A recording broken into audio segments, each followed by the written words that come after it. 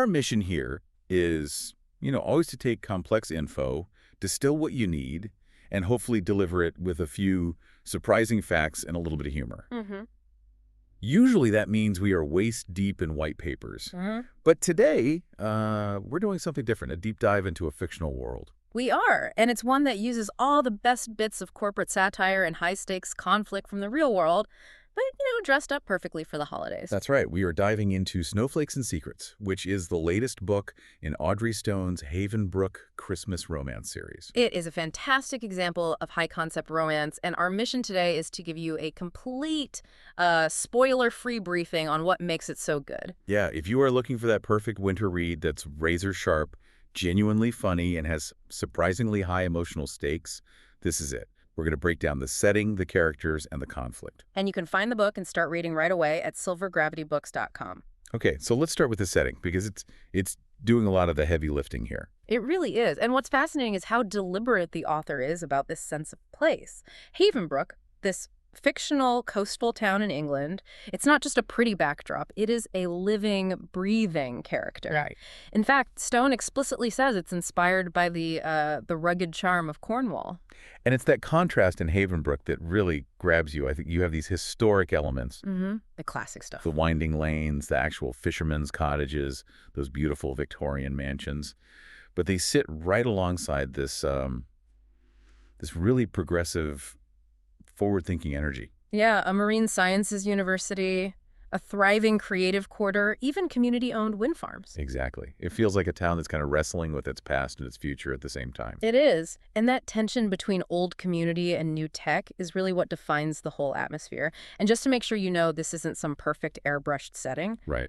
the author grounds it with this perfect, slightly cynical little detail. Oh, I love this part. The broken electric sign at Havenbrook Station, it's supposed to read Havenbrook Station, but the council never fixed it, so it just reads Havenbrook Station. It's such a great detail. It tells you immediately that this town is perfectly imperfect. Exactly. The problems are bureaucratic and human-sized. Yeah, not just manufactured for the plot. Yeah. And if Havenbrook is the body of the town, then its soul has to be Oakwood Bakery. Oh, absolutely. It's run by Willow's aunt, Yoonhee, who is just this formidable presence. He really is. The bakery is the anchor, it's the hub of all the community warmth, the amazing food like kimchi stew, and, of course, all the essential gossip. Everything starts there. Which brings us right to our protagonist, Willow Wellington, or Nelmarie, her Korean name.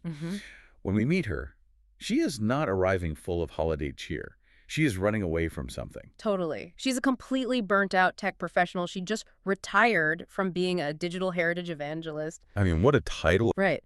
And a digital heritage evangelist is someone who, archives and curates massive digital libraries. She's basically been fighting digital decay her whole career. So she spent years trying to save the digital world from its own mess, and now she's just fleeing the London corporate grind. She is sick of the ferocious Slack notifications and the Q4 sprint alerts. We've all been there. So she gets to Havenbrook, totally exhausted, just hoping for some peace. And what does she find? The exact same kind of corporate decay threatening the physical town, all centered on the Christmas festival. The total disaster. Complete mess. The main sponsor is pulled out. The robot contest got canceled because of some vague health and safety thing. Of course. And the council refuses to assume liability for anything. It's a bureaucratic nightmare. And Willow is immediately dragged right into the middle of it. And who drags her in? Her Aunt Unhee, the anchor of the community. Of course. Who else? Who wields her for me plea with what the book calls the gravitational force of a collapsing star. Willow stands No chance. none at all. And just as she's processing this, the rival protagonist shows up. Atlas Sterling. Atlas. Also a high-level consultant, also just back from London, and he has, zero patience for sentimentality. Right. He looks at the failing event plan. With all the glitter fonts and spiraling bullet points. And he calls it festive. And then adds that festive is an interesting way to spell financially unviable. Oh, it's so brutal. And that's where the plot really turns from a cozy Christmas problem into, like you said, high-stakes corporate warfare. So why does this little town fair matter to people like Atlas? Because his former corporate colleagues see an opportunity. These slick executives, Søren Klein and Evan Kenworth from this huge firm called Harborside, Right. they see a vacuum, a failing event, and they want to swoop in with a corporate sponsorship. But it's not about charity. It's a bid for exclusive data capture. Data capture. At a local Christmas fair, what is the author satirizing there? It's this sharp critique of how easily community projects can get weaponized. Harborside doesn't care about the lights or the music. They want behavioral analytics, demographic They data, want to establish a foothold. a proprietary beachhead in a small, progressive community. And Willow, the former digital archivist, she sees this threat immediately. She says they're trying to wiretap Havenbrook's children for a 3-day pop-up. It's the classic battle, isn't it? Integrity versus corporate bloat. And it forces our two heroes, Willow and Atlas, the cynical expert and the burned-out idealist, to team up They become reluctant co-pilots. in a race against time to save the event from being sold out to a data harvester. And what's so great about the setup is that they are basically mirror images of each other. They both fled the corporate world, but Atlas brought all that cynicism with him. While Willow is desperately trying to get her idealism back. Exactly. So their partnership isn't just about saving the town, it's about forcing each other to confront why they left London in the first place. The stakes are so intense, but the way the author keeps it light, keeps that rom-com energy, is all through the dialogue. It's so sharp. it's high-level corporate warfare, but it's dressed up as flirting. And the supporting cast helps with that too. Uni, the anchor, she keeps everyone fed physically and emotionally.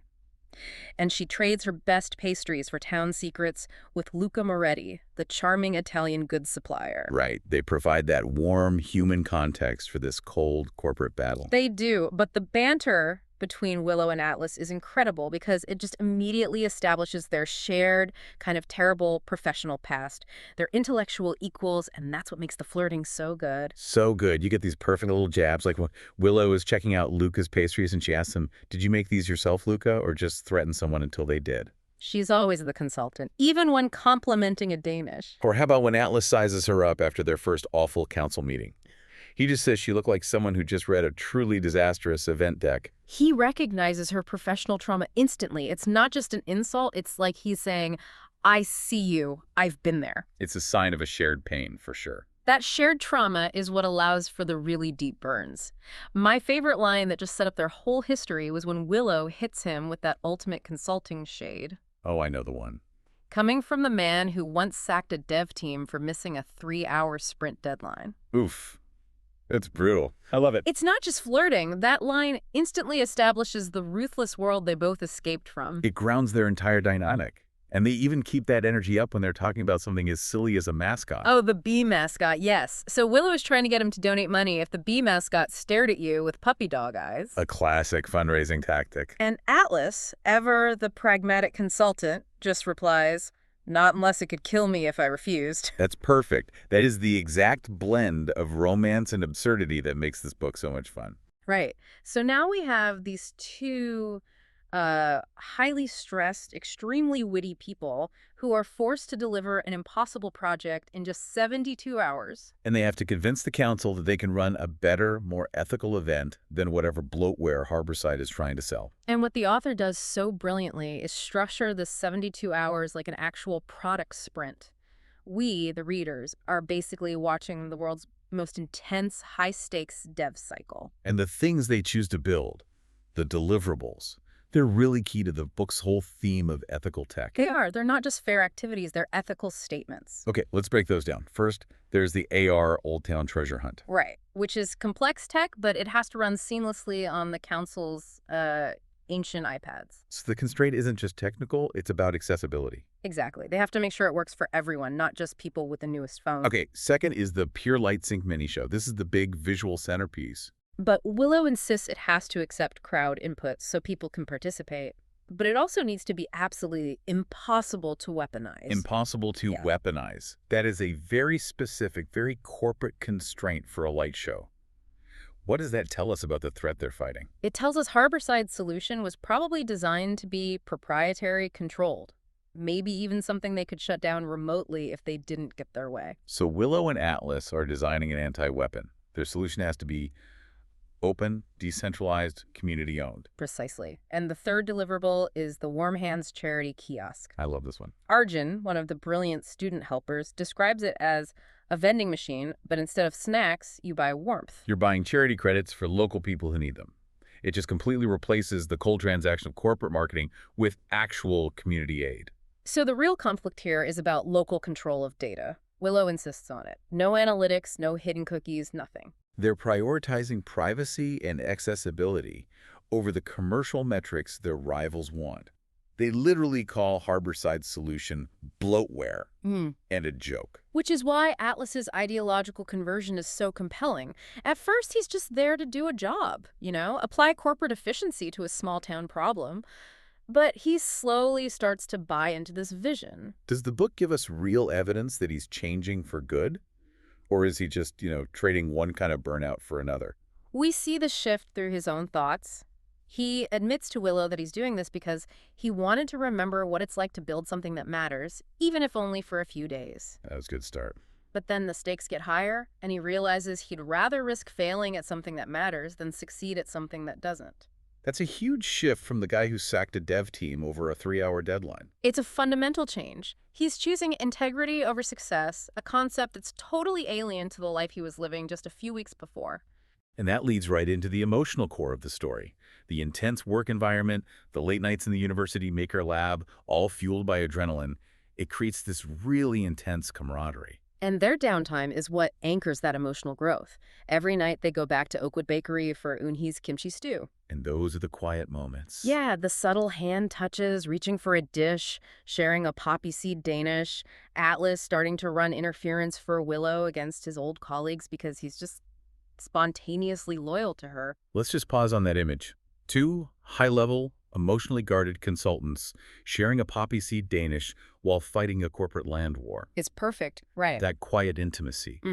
How does the author use that to signal the real start of the romance? It's all about shared vulnerability. Willow is fiercely independent, but she finally accepts his help, both technically and emotionally.